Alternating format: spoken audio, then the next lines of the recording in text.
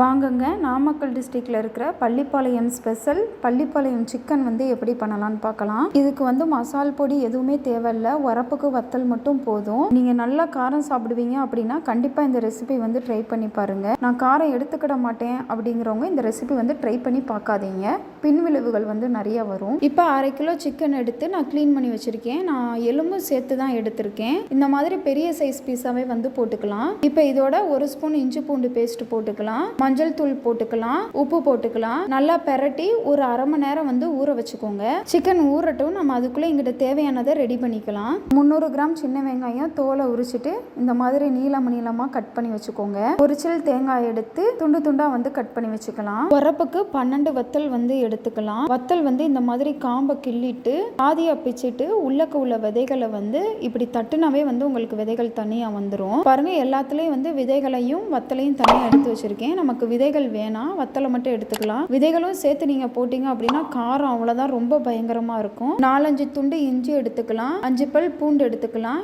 இந்த ரெண்டையும் அரையும் குறையுமா தட்டிட்டு வந்துக்கலாம். பேஸ்ட் போடுற விட இப்படி தட்டி போட்டோம் அப்படின்னா ருசி நல்லா இருக்கும். இப்போ வடைச்சட்டி வச்சு வடைச்சட்டி காயவும் கடலெண்ணெய் ஊத்திக்கலாம். தேங்காய் எண்ணெயும் சூப்பரா இருக்கும். இதுக்கு எண்ணெய் காயவும் கடுகு போட்டுக்கலாம். கடுகு பொரியவும் சீரகம் போட்டுக்கலாம். சீரகமும் நம்மளுக்கு நல்லா பொரிஞ்சு வரவும் நம்ம கட் பண்ணி வச்சிருக்கிற வெங்காயத்தை சேர்த்துக்கலாம். இப்போ வதக்க ஆரம்பிக்கலாம். வெங்காயம் இந்த காவாசி நமக்கு வதங்கி வரவுமே கொஞ்சம் அதை ஓரங்களில் ஒதுக்கி விட்டுட்டு நடுவில் நம்ம கட் பண்ணி வச்சிருக்கிற தேங்காய் சில் போட்டு வதக்கிக்கலாம். இந்த மாதிரி வெங்காயம் தேங்காய் நல்லா வதங்கி வரவும் வத்தல் போட்டுக்கலாம். வத்தலை ஒரு நிமிஷம் வதக்குனதுக்கு அப்புறம் நம்ம தட்டி வச்சிருக்கிற இஞ்சையும் பூண்டையும் சேர்த்துக்கலாம். இஞ்சி பூண்டு அந்த பச்சை வாசம் போற வர வதக்கிக்கிடணும். இப்ப சிக்கனை போட்டுக்கலாம். நமக்கு நல்லா ஊறி வந்துருச்சு. சிக்கனை நல்லா ஒரு பெரட்டி விட்டுட்டு கொஞ்சமா மஞ்சள் தூள் போட்டுக்கலாம். தேவையான அளவு உப்பு போட்டுக்கலாம். சிக்கன் ஊறும் போது நம்ம ஏற்கனவே போட்டிருக்கோம், அதனால பார்த்து போட்டுக்கோங்க. அவ்வளவுதான். இனிமேல் இப்படி மூடி போட்டு வேக வைக்க வேண்டியதுதான். சிக்கன்ல இருந்து வெற தண்ணியே அது வேகிறதுக்கு போதுமான அளவா இருக்கும். பாருங்க, நல்லா நமக்கு தண்ணி விட்டு வந்திருக்கு பாருங்க. இப்போ ஒரு கையளவு கருவேப்பிலை சேர்த்துக்கலாம். பாருங்க, தண்ணியெல்லாம் வற்றி நம்மளுக்கு சிக்கனும் நல்லா வெந்து வந்துருச்சு.